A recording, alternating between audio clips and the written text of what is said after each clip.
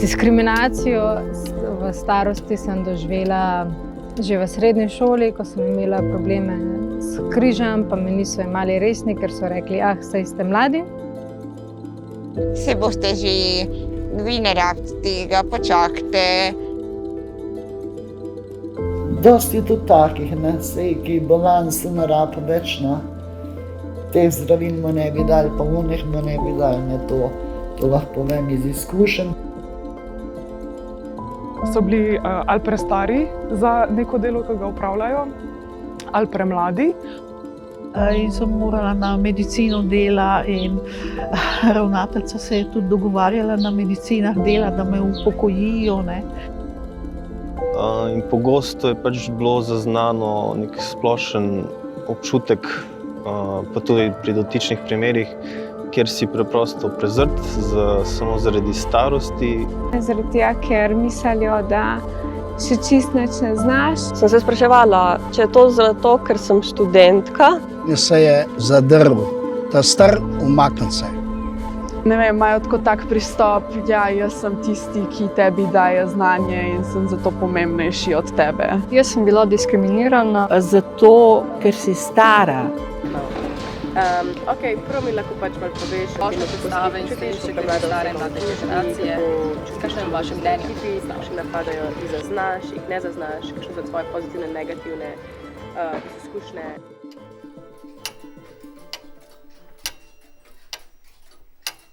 Starizem je v vsakdanjem besednjaku razumljen prvenstveno kot diskriminacija oziroma neenaka obravnava starejših ljudi.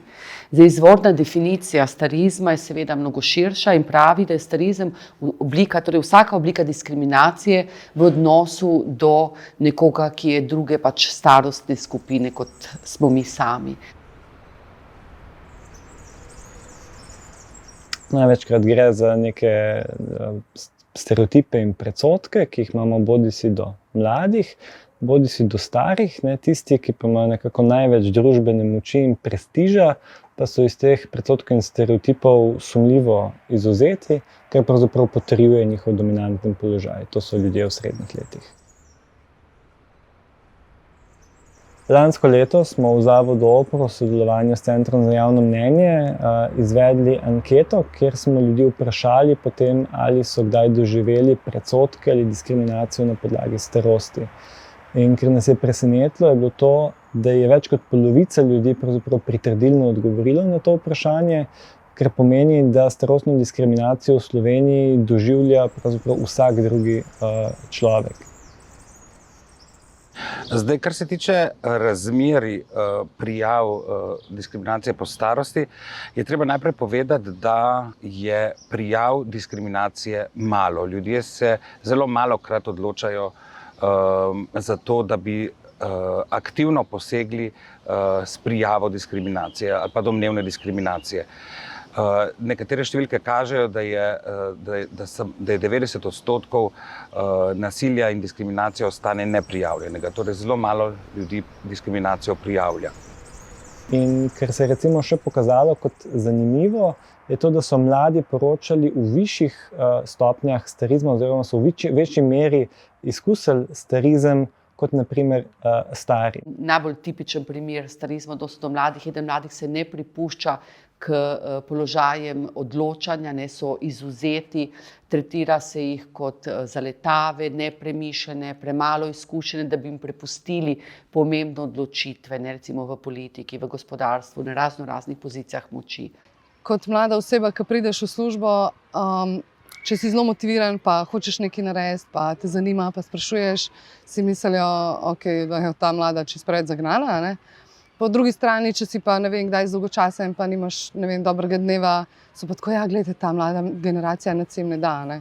In pošiljajo te po take stvari izven salona, kot je na primer malica ali pa kaj drugega, kar se ne tiče frizerstva. Vsaj na tvoji strani si pa ti v izobraževalnem procesu zadnjih 16 let in si pač posvečal in usmeril svojo energijo v to, da se izobražaš, v to, da si v stiku s tem, kar se dogaja, da si aktualen in si jim želiš prinesti nekaj novega in si jim želiš pomagati pri njihovih problemih in pač, da imajo tako držo mogoče malo superiornosti, zaboli. Tako da, ja, se mi zdi, da ta najbolj to, da si želiš, oni pa odbijajo to željo. Včasih imaš občutek, če bi svojo idejo povedal komu, ki je starejši, pa bi jo on predal nekomu, da bi bila to najboljša ideja leta. Ampak ker je tvoja in ker si ti tam pač nek mladi, ki je šele prišel iz šole, je pa tako, sploh te ne slišijo v bistvu. No? Sem na delovnih mestih oziroma na delovnem mestu doživela to, da me niso tako resno jemali zaradi moje mladosti, v smislu, da se mi ne toliko zaupa zaradi tega, ampak hkrati pa, ko je pa potrebno, je pa prišlo veliko enih pritiskov. Ko pridem na trg dela, veliko ljudi ima mnenje, da so morda malo manj sposobna kot drugi, predvsem, da morda ne bom znala neke avtoritete vzpostaviti nad otroki.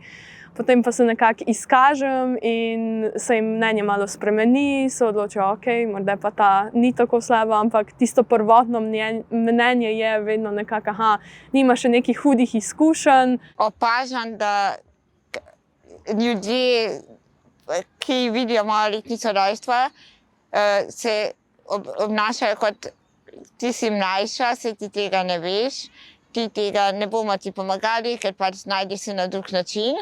Mogoče sploh, ko smo še študentje, da gledajo na nas tako malo, da smo nepremišljeni ali pa da mogoče nimamo, da mi je všla beseda, ampak da moramo pač iti čez to fazo študentov in študentov ne gledajo kot nekoga, ki bi lahko ustvaril svoje podjetje ali pa ki bi lahko nekaj novega, ki bi bil inovator, ki bi bil tako, ampak so pač študenti te, ki pijejo po plesu, grejo plesati, piti in se veseliti. Kar skozi se ponavljajo ene in iste zgodbe.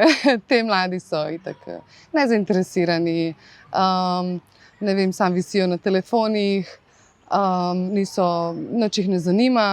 V bistvu sem pa jaz dobila čist obratno sliko od tega. Se mi zdi, da mladi samo, če bi jim dali priložnost, bi veliko lahko pokazali.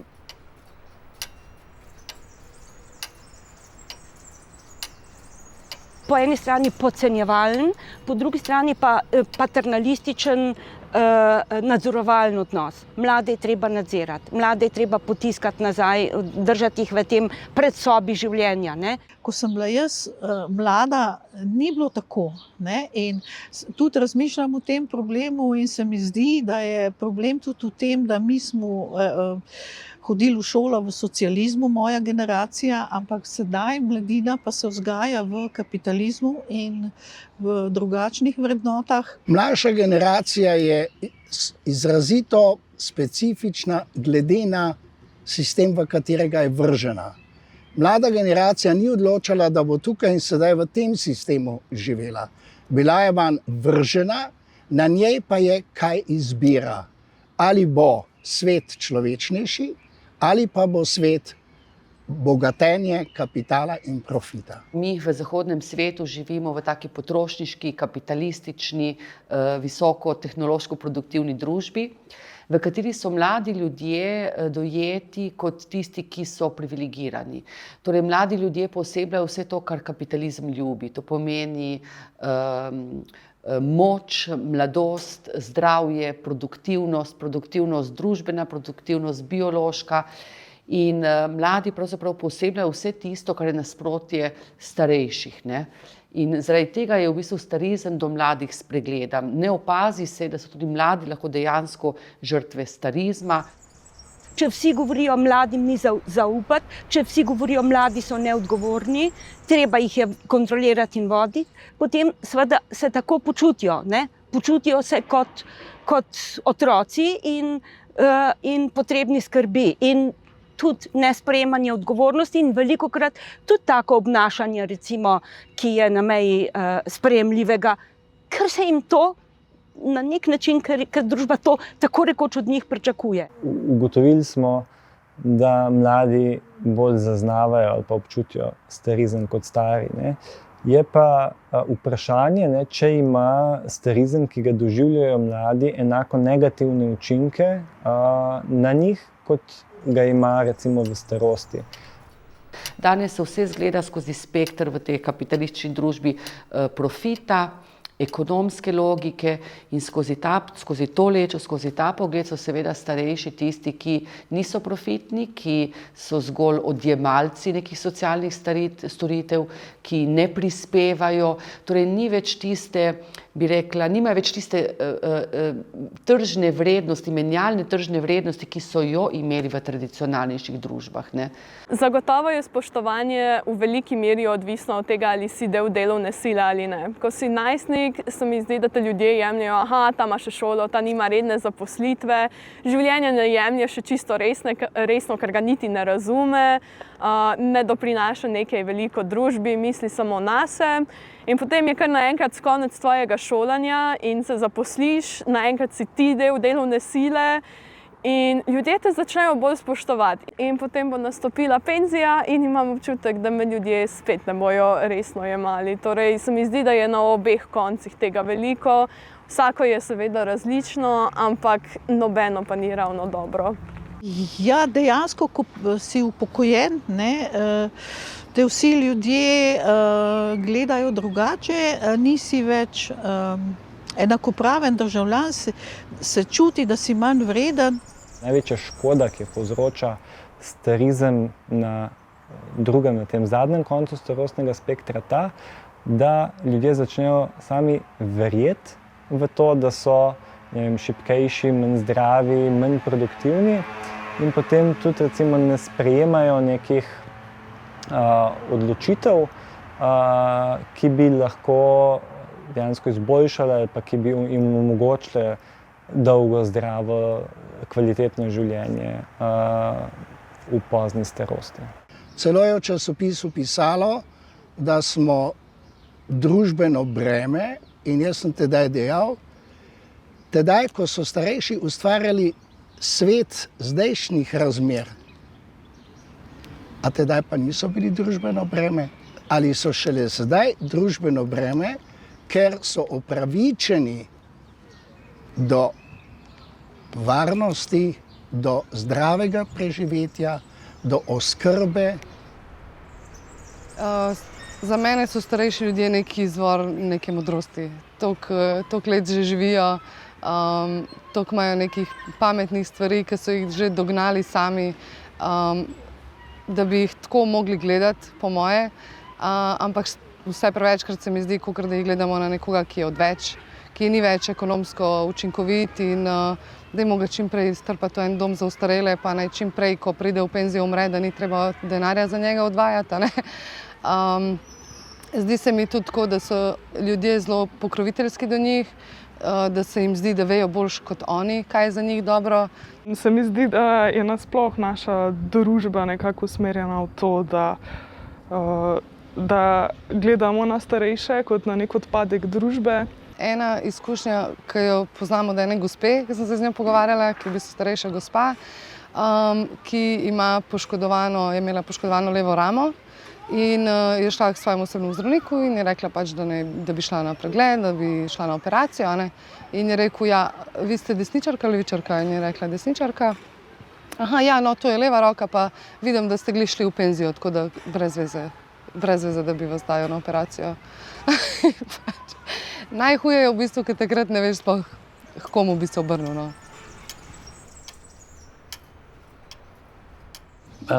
Gotovo najprej navijam za to, da ljudje uporabljajo institucijo zagovornika načela enakosti.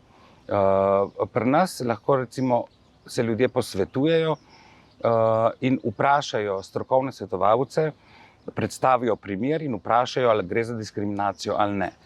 V primeru, da bi šlo za diskriminacijo, da bi svetovalke ocenile, da so indici, da gre za diskriminacijo, se lahko diskriminacija prijavi in potem steče postopek ugotavljanja diskriminatornosti ravnanj. Zagovornik tudi zastopa ljudi na sodišču in vse te storitve so nekako brezplačne. Skratka, imamo zakonsko podlago v Zakonu o varstvu pred diskriminacijo, ki se ga lahko poslužujemo za to, da preprečujemo in pa naslavljamo diskriminacijo, ki nastaja. V sociologiji je zelo popularna teorija stika, ki pravi, da se v bistvu diskriminacije in predsodkov najlažje otresemo ob stiku s tistim, v odnosu do katerega gojimo neko diskriminacijo ali pa predsodek. S tem, da se mi zdi tukaj zelo pomembno, da v to vzpostavljanje dialoga med različnimi generacijami ne vnašamo starizma zraven v pač vzpostavljene same platforme. Skratka, da res vse starostne skupine pri tem upoštevamo kot neke kompetentne sogovornike in tiste, ki morajo aktivno sodelovati pri tem, kakšen dialog si želijo, kako si ga želijo vzpostavljati, katere probleme sami vidijo, tako naprimer mlajši in starejši. In pa seveda omogočati neko bližino, ki je pravzaprav nek predpogoj sploh za to. Pomembno mi je, da je ta dialog zelo odprt, da v bistvu jaz kot starejša nimam občutka več vrednosti in več občutka, da znam več, ampak da sprejmem ravno tako lahko kritiko mlajših in sprejmem lahko njihove izkušnje. In v bistvu to se mi zdi zelo pomembno. Ne moremo vzpostaviti ločnice, to so mladi, to so stari, eni in drugi so eno v skupnosti in sožitje enih in drugih je naša prihodnost. Večino oziroma pogosto časa imamo iste skupne interese. Ta skupni interes bi mogel biti vsem jasen, da hočemo boljši skupni jutri. In tukaj vidim v bistvu kot rešitev vzpostavljanje strpnosti oziroma neke kulture medosebnih odnosov in večje empatije, oziroma lahko bi rekla tudi čustvene pismenosti, da bi prepoznali, kako se drugi počuti, ko mi z nekimi svojimi opaskami oziroma prepričanji pričakujemo neko vedenje, ki ni skladno z našim. Mislim, da si želiva dobre prakse starih, pa mogoče vrednote, ki jih še nosijo, pa izkušnje, ki so vezane na to, pač prenesti v našo generacijo. Se mi zdi, da nam še veliko lahko dajo, tako da si želiva ta duh, ki ga imajo oni, sploh skupnosti, povezanosti, prenesti tudi med mlade. Želela bi in upam, da bojo ljudje nasplošno, starejši in mladi, vsi malo bolj sočutni en do drugega. Definitivno bi se lahko vsi bolj poslušali med sabo in imeli več spoštovanja, ne glede na starost. Leta ne določajo človekovih potreb ali po druženju ali pa po čemkoli v življenju. Dokler si zdrav in sposoben stvari početi, sem pač na tem stališču, da jih počni. Če nekomu rečeš, da je star, da to ni nič slabega. Doba modrovanja. Kdo si drzne reči, leta so starost? Kdo naumil, starost breme je? Leta številnih doživetij, leta slikovitih spoznanj, leta za prihodnost, ki pričenja se.